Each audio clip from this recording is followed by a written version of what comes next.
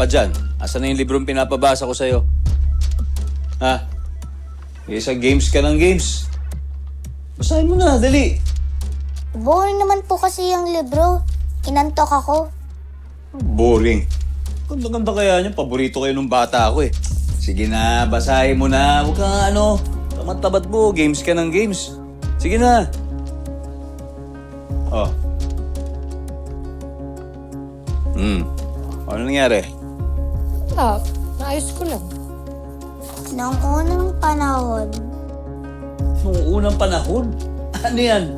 History story ba yan? Hindi kaya. Basahin mo. may magandang prinsesa sa malayong isla at kasama niya ang mga lumalangoy na mga isda. Tapos? Isda. Tapos malaki.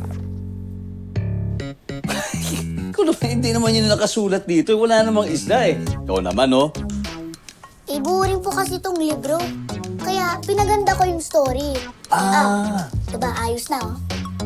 Sa writer naman pala si Ibiang Kuya Atoy. Wow!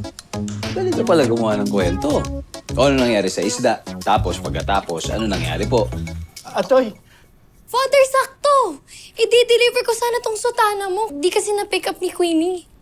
uy, yan nga ang problema eh. Bakit, Father? Ano pong problema? Atoy, nawawala si Queenie. Kailangan nila ng tulong mo.